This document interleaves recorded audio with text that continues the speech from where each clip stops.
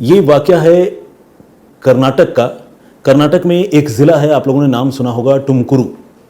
और इसी टुमकुरू ज़िले में एक गांव पड़ता है जिसका नाम है कोरा गांव। और कोरा गांव के पास एक झील है जिस झील का नाम है कुचांगी लेक, यानी कुचांगी झील। इस कुचांगी लेक के पास 21 मार्च की रात को लोगों की नज़र एक भयानक मंजर पर पड़ती है। लोग देखते हैं कि यहाँ पर एक कार सड़क के किनारे खड़ी है और कार धू धू करके जल रही है। अब कार जल रही है तो जाहिर सी बात है लोग क्यूरियस होते हैं, देखना चाहते हैं कि भाई ऐसी क्या बात हो गई, कार में कोई था तो नहीं। और आग की लपटों के बीच लोगों को ऐसा महसूस होता है कि कार में कई लोग झुलस गए हैं या जल रहे हैं। लोग बहुत परेशान होते हैं, किसी तरह से उस आग पर काबू पाने की कोशिश होती है। और पास का जो पुलिस स्टेशन है वहाँ पर लोग इन्फॉर्म करते हैं कि एक कार में आग लग गई है और उसमें कुछ लोग झुलस भी गए हैं, तो आप प्लीज़ आइए। लेकिन जब तक पुलिस मौके पर पहुँचती, जब तक आग पर काबू पाया जाता, तब तक कार तकरीबन मैं कहूँगा कि 80 से 90% जलकर राख हो चुका था। और जाहिर है जब 80 से 90% कार जलकर राख हो जाए तो कार के अंदर बैठे लोगों की हालत क्या हुई होगी ये बताने की ज़रूरत नहीं है। कार के अंदर पुलिस एक एक करके 3 लोगों की बॉडी रिकवर करती है। 3 लोगों की मौत जो उस कार में बैठे हुए थे उनकी हो चुकी थी। एक आदमी ड्राइविंग सीट पर था, दूसरा उसके बगल में, और एक जो रियर सीट होता है, पीछे की सीट, उस पर बैठा हुआ शख्स था, और तीनों की मौत हो गई थी। अब ये मामला एक्सीडेंट का था या कोई इसके पीछे साजिश थी, पुलिस को ये पता लगाना था। साथ ही पुलिस को मरने वाले लोगों की पहचान भी पता करनी थी। तो पुलिस ने उस कार की जो मेक है वो मारुति एस्प्रेसो, आप लोगों ने एक कार देखी होगी, छोटी और बहुत प्यारी सी गाड़ी है, तो उसी कार में यह हादसा हुआ था। तो पुलिस ने उस कार के मेक की मदद से ये पता किया कि टुमकुरू ज़िले में या आसपास के इलाकों में उस कार वो कितनी कारें हैं और उनका रजिस्ट्रेशन नंबर क्या है, क्योंकि रजिस्ट्रेशन नंबर जो है वो प्रॉपरली नहीं दिख रहा था। जलने की वजह से, आग की लपटों की वजह से वो नंबर भी काफ़ी हद तक ख़राब हो चुका था। लेकिन इसके बावजूद पुलिस ने जितना रजिस्ट्रेशन नंबर वहाँ से रिकवर किया मौका वारदात से, बाकी जो ट्रांसपोर्ट अथॉरिटी होती है वहाँ से पुलिस ने कुछ जानकारी जुटाई और इस तरह कार के रजिस्ट्रेशन नंबर का पता लगा लिया।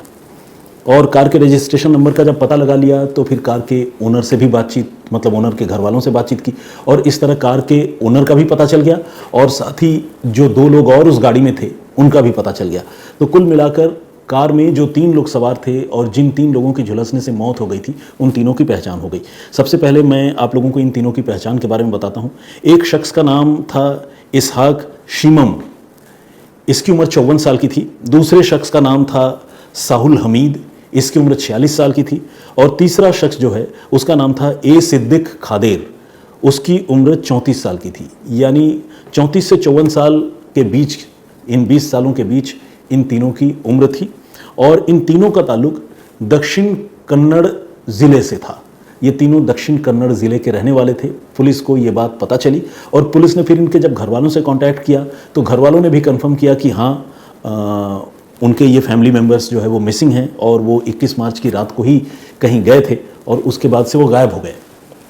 घर वालों को एग्जैक्ट नहीं पता था कहाँ गए थे, क्या मामला है, लेकिन उनको ये पता था कि तीनों जो है वो गायब हैं, नहीं आए हैं। पुलिस ने जब उनको बताया कि हमें कार में संदिग्ध हालत में 3 लाशें मिली हैं और शक है कि वो आपके फैमिली के मेंबर हैं, तो उन लोगों ने तस्दीक की। जो भी कार का नंबर पता चला उन्हें या जो भी वेयर अबाउट्स पता चले डेड बॉडी के बारे में, उससे उन्होंने तस्दीक की और इन तीनों की आइडेंटिटी वो क्लियर हुई। हालांकि पुलिस किसी कंक्रीट कंक्लूजन पर पहुंचने से पहले पुलिस ने यह भी तय किया कि वो जो भी डेड बॉडी के रिमेन्स हैं उसके सहारे डीएनए एग्जामिनेशन करवाएगी ताकि ये कंफर्म हो जाए कि मरने वाले यही तीनों लोग हैं, इसहाक शीमम, साहुल हमीद और ए सिद्दीक खादिर। तो डीएनए एग्जामिनेशन के लिए पुलिस को जो भी सैंपल मौका वारदात से मिले, पुलिस ने वो सैंपल भी कलेक्ट करके वहाँ से भिजवा दी। इसके बाद पुलिस ये जांच करने लगी कि इस हादसे की वजह क्या रही होगी। पुलिस ने फॉरेंसिक एक्सपर्ट्स को बुलाया। फॉरेंसिक मेडिसिन के एक्सपर्ट्स जो डॉक्टर पोस्टमार्टम करते हैं उन तक जो रिमेनिंग बॉडी पार्ट या मोर्टल रिमेन्स जो भी थे वो सारी चीज़ें पहुँचाई गई। और इन सारे एक्सरसाइज के बाद बहुत कंक्लूसिव तो नहीं, लेकिन पुलिस को एक हिंट मिलने लगा कि इन तीनों की मौत जो है वो कोई नॉर्मल डेथ नहीं है, बल्कि इन तीनों की मौत जो है वो मर्डर या किसी कॉन्स्पिरेसी का नतीजा है। पुलिस इस नतीजे पर इसलिए भी पहुंची क्योंकि पुलिस ने यह देखा कि इन तीनों के पास जो मोबाइल फ़ोन है वो तीनों मोबाइल फ़ोन 21 मार्च की रात को एक पर्टिकुलर टाइम पर स्विच ऑफ हो गए थे, लेकिन वो मोबाइल फ़ोन या उसका कोई भी रिमेन गाड़ी से बरामद नहीं हुआ था और तीनों फ़ोन जो है वो कोरागांव का जो इलाका है उसी इलाके में स्विच ऑफ हो गया था। तो ये अपने आप में एक पुलिस के लिए क्लू भी था और एक चौंकाने वाली बात भी थी, जिससे ये शक पैदा होता था कि शायद इन तीनों को मारा गया है या उनकी हत्या की गई है और उसके बाद उनकी लाश को इस तरह से जला दिया गया है। लेकिन कत्ल की किसी कहानी में आगे बढ़ने से पहले इन तीनों के वेयरअबाउट्स के बारे में भी जानना ज़रूरी था कि ये तीनों लोग हैं कौन, काम क्या करते हैं। तो पता चला कि ये तीनों जो है वो छोटे मोटे कारोबार से जुड़े हुए हैं। मतलब एक तो ड्राइवर ही था, कार चलाता था, और दूसरा जो है बाकी दो लोग दुकानों में सेल्समैन का काम करते थे। कोई किसी शू आउटलेट में, शू शोरूम में काम करता था, तो कोई कहीं और काम करता था। लेकिन तीनों के साथ जो कॉमन बात थी वो कॉमन बात ये थी कि ये तीनों प्रॉपर्टी के कारोबार से भी जुड़े हुए थे। यानी ये स्मॉल टाइम प्रॉपर्टी डीलर थे। ये अपनी छोटी मोटी कोशिशें करते रहते थे कि कोई प्रॉपर्टी सेल हो, उससे कुछ पैसे बन जाए। तो एक तरह से साइड बिजनेस इनका प्रॉपर्टी का था और यही प्रॉपर्टी के बिजनेस की वजह से तीनों एक दूसरे से बातचीत भी किया करते थे। अब पुलिस को तीनों के मोबाइल के स्विच ऑफ होने के बारे में पता चल गया कि कोरागांव में 21 मार्च की रात को इस घटना से कुछ देर पहले वो मोबाइल फ़ोन स्विच ऑफ हुए थे। पुलिस को ये पता चल गया। पुलिस को इन तीनों के उठने बैठने का भी पता चल गया, इनके कॉमन इंटरेस्ट की बात भी पता चल गई। अब पुलिस को जब मोबाइल नंबरों का पता चला तो पुलिस ने मोबाइल नंबर के जो CDR होते हैं, कॉल डिटेल रिकॉर्ड, वो चीज़ें पुलिस ने निकलवाई। और जब CDR पुलिस ने निकलवाई तो पुलिस ने ये देखा कि इन लोगों की पिछले कई महीनों से, मतलब 3-4 महीनों से उसी कोरा गांव के आसपास रहने वाले कुछ लोगों से लगातार फ़ोन पर बातचीत हो रही थी और ये बातचीत तकरीबन रोज़ होती थी और कई बार बातचीत जो है वो घंटों भी चलती थी। अब क्या प्रॉपर्टी के सिलसिले में ये बातचीत होती थी? प्रॉपर्टी की कोई डील इनके बीच चल रही थी? क्या मामला था? पुलिस को ये पता करना था। लेकिन जिन लोगों से इनकी बातचीत होती थी वो सारे के सारे लोग रहस्यमयी तरीके से गायब हो चुके थे। यानी जो भी लोग इनके रडार पर थे पुलिस के, जिन पर भी पुलिस को शक था, वो सारे के सारे लोग कोरागांव और आसपास के लोग थे और सारे के सारे लोग गायब हो चुके थे। जो लोग, जिनसे कुछ और लोगों से इनकी बातचीत होती थी, जो अवेलेबल थे, उनको पुलिस ने पूछताछ के लिए बुलाया, वेरीफाई कर लिया और उनका इन तीनों की मौत से कोई लेना देना नहीं निकला। यानी पुलिस ने अपनी तरफ से कंफर्म कर लिया कि इनका कोई रोल इन तीनों की मौत से नहीं है। लेकिन जिन लोगों का रोल पुलिस को लग रहा था वो सारे लोग गायब थे। तो एक तरह से पुलिस कंफर्म भी होने लगी धीरे धीरे कि इन तीनों के कत्ल में उसी कोरागांव और आसपास के रहने वाले कुछ लोगों का हाथ हो सकता है। पुलिस ने इस सिलसिले में कुल 6 लोगों की पहचान की है। आपको बताऊं, अभी तक ये मामला पूरी तरह सॉल्व नहीं हुआ है, लेकिन पुलिस को जो इनिशियल स्टोरी पता चली है वो बड़ी शॉकिंग है, बहुत चौंकाने वाली है और पुलिस को अभी इस मामले में गिरफ्तारियां करनी है। बहुत मुमकिन है कि जब तक आप ये स्टोरी सुन रहे हो तब तक शायद गिरफ्तार हो भी जाएं कुछ लोग या सारे लोग गिरफ्तार हो जाए। लेकिन गिरफ्तारी से पहले जो कहानी सामने आई है वो अपने आप में बहुत चौंकाती है, बहुत हैरान भी करती है। एक तो ट्रिपल मर्डर जैसी खतरनाक और सनसनीखेज वारदात और कत्ल के बाद लाश जला दिया जाना, सबूत मिटाना, ये अपने आप में जितनी गंभीर बात है, इसके आगे की कहानी भी और गंभीर है। पुलिस को ये पता चलता है कि इन तीनों की उसी इलाके में रहने वाले तकरीबन 5-6 लोगों से लगातार बातचीत होती थी और इनमें 2 लोग हैं, पथा राजू और गंगा राजू। पथा राजू और गंगा राजू नाम के ये 2 लोग 35 ईयर्स के हैं, दोनों की उम्र 35 साल की है। पथा राजू नाम के एक शख्स ने शिमम से तकरीबन 6 लाख रुपए उधार ले रखे थे और ये 6 लाख रुपए पथा राजू वापस नहीं लौटा रहा था या नहीं लौटा पा रहा था। चूंकि पथाराजू और गंगाराजू भी छोटा मोटा प्रॉपर्टी का काम किया करते थे, तो उसी सिलसिले में ये रुपए कभी इसाक शिमम से पथाराजू ने लिए थे और जब रुपए नहीं लौटा पा रहे थे और लगातार शिमम इन पर दबाव बना रहा था, खासकर पथाराजू पर, तो पथाराजू ने ये सोचा कि क्यों नहीं इसाक शिमम को रास्ते से हटा दिया जाए। इसके बाद उसने अपने एक साथी गंगाराजू से बात की और तकरीबन 6 से 7 लोग इस साजिश में पथाराजू का साथ देने के लिए तैयार हो गए। फिर उन्होंने शिमम से बातचीत की शुरुआत की और एक चारा फेंका। चारा ये था कि ये राजू बंधुओं ने इसाक शिमम को ये बताया कि वो एक ऐसे खजाने के बारे में जानते हैं जिसमें एक घड़ा ज़मीन के नीचे गड़ा हुआ है, एक कलश है जो एक ख़ास जगह पर ज़मीन के नीचे गड़ा हुआ है और वो स्वर्ण मुद्राओं से भरी हुई है। आमतौर पर ऐसी किसी कहानी पर शहर के लोग इतनी आसानी से यकीन नहीं करेंगे, खासकर दिल्ली मुंबई जैसे महानगरों की, लेकिन गांव और कस्बाई इलाकों में रहने वाले लोग इस तरह की कहानियों पर कई बार यकीन कर लेते हैं। इसका ये मतलब नहीं है कि शहर के लोग बहुत होशियार हैं और गांव के लोगों की समझ कम है, लेकिन ये सच है कि गांव के लोग भोले भाले होते हैं और जिस तरह का एक्सपोजर बदमाशों और ठगों से शहर के लोगों का होता है, जाहिर सी बात है गांव में अपराध की घटनाएं शायद इतनी नहीं होती, तो इस तरह का एक्सपोजर तो नहीं होता। तो इसहाक शिमम जो है वो पथाराजू की बातों में आ गया और पथाराजू ने उसे बताया कि वो एक ऐसे ठिकाने, ऐसे खजाने को जानता है जहाँ पर ज़मीन के नीचे एक कलश है और उस कलश में सोने की अशर्फियाँ, सोने की मुद्राएं भरी हुई हैं।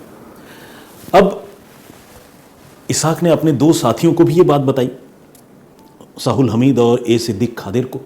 इन लोगों ने भी पथाराजू से बात की। पथाराजू का साथ देने के लिए और उसकी कहानी को सही साबित करने के लिए गंगा राजू ने भी इसहाक के बाकी साथियों को वही झूठी कहानी सुनानी शुरू कर दी। बताया कि राजे रजवाड़ों के समय की बात है, उस समय से गढ़ा हुआ है, किसी को इसके बारे में जानकारी नहीं है, लेकिन उससे किसी खुफिया तरीके से इस खजाने के बारे में पता चल गया है।